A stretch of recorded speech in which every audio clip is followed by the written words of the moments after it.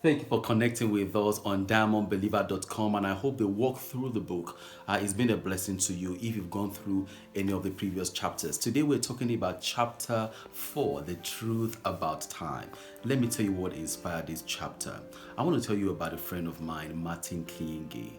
Now, one thing about Martin was that Martin was very, very good at staying in touch with people, very, very caring. I mean, he calls me more times than I call him.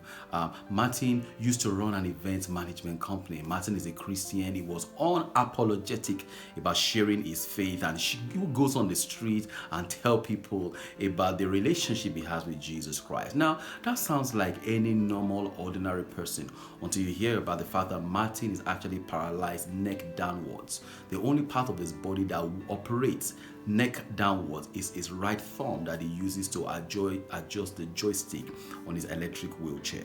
Now, one day Martin called me. It was a Thursday or so, or Wednesday. It was a Thursday. He called me that he was not feeling well, and that he had been in hospital. And I said, "Oh, I'm going to call him." I didn't remember to call him. He called me back that, "Oh, as a matter of fact, they were discharging him from the hospital. He was going home." And I said, "I'm going to come and see you on Friday," which was the next day. And I planned to go and see Martin at around 1:30 o'clock during my lunchtime. So my plan was on Friday, I leave the office at 1 o'clock, get to him at 1:30, spend 15-20 minutes with him, and get back to my office by 2 o'clock. I told a mutual friend of ours that, "Oh, I'm going to see Martin," and he said, "Okay, that is fine."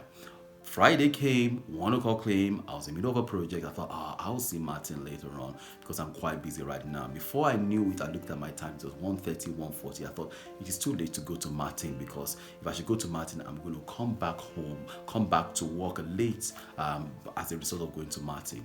At about 6 p.m., the mutual friend of mine that I told I was going to see Martin came to see me. I said, "Did you say you're going to go and see Martin today?" I said, "Yes." He said, "Did you go?" I said, "Oh, no, I was busy. I didn't go, but I plan to go and see him later on." He said, "That is funny because somebody called me an hour earlier that Martin has just died." I thought, "What? How? When?"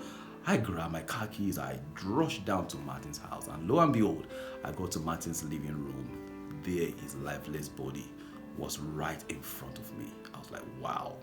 What had happened was that Martin, because he was paralyzed, he choked on his food, and because his neck muscles were not operating for him to be able to lift up his neck, he choked on his food and then he died. I looked at his lifeless body. I should have seen this man hours before he died. And I told myself, wow, we don't have forever. And that's my message for you as you go through chapter 4 of this book. Indeed, we don't have forever. I postponed and procrastinated until I could not see Martin. This now reminds me of a truth called the auspicious time. There is the most auspicious time to get something done. When is the most auspicious time? That is the window of opportunity that it is easier and everything works together for you to get that project done. You and I will know that the most auspicious time for you to go to high school is before you are 18, 19. Have you seen a 25-year-old trying to go to high school? That doesn't make it impossible, but it is hard work. The most auspicious time to have your first degree is before age 25 or age 30. Have you seen a 45-year-old person trying to get their first degree? It is not impossible, but it's a lot of hard work. Whatever it is that God has called you to do, there is the most auspicious time for it. Which now brings me to the context of time. Now, there are two kinds of time. There is what is called chronos time, which is what you and I are used to. Hours becoming days becoming weeks becoming month, and so on and so forth, which makes our lifestyle. That is why we are so used to chronos time. That's why we're thinking, "Oh, I'm 25, I'm 30, I'm 40 years old, I need to be married." But do you know that God hardly deals with us with chronos time? Many times God deals with us with kairos time. Now, as a pastor, speaker, mentor, one of the questions I get asked is, when is the best age for someone to get married? And I say it is not 24 or 29 or 32 or 40. It is when the person is matured enough to get married. That is the kairos time.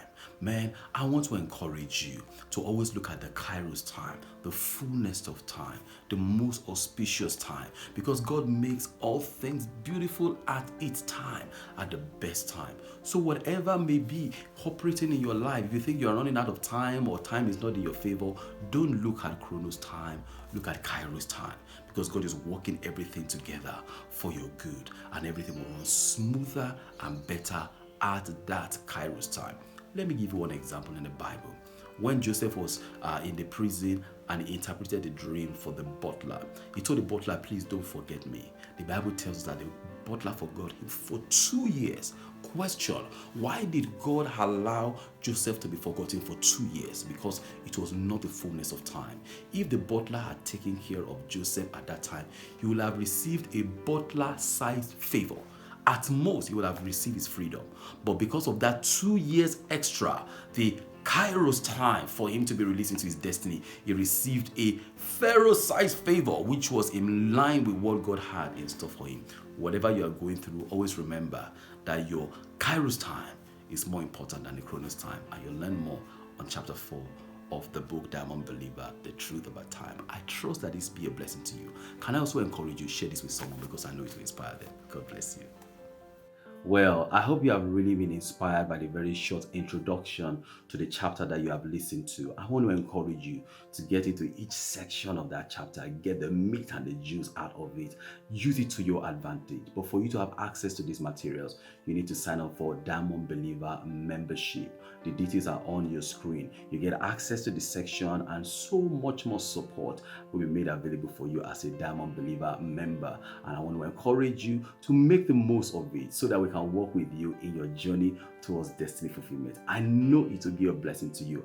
I actually make bold to say that it will be one of the best investments you have ever made on yourself. I look forward to being a blessing to you more.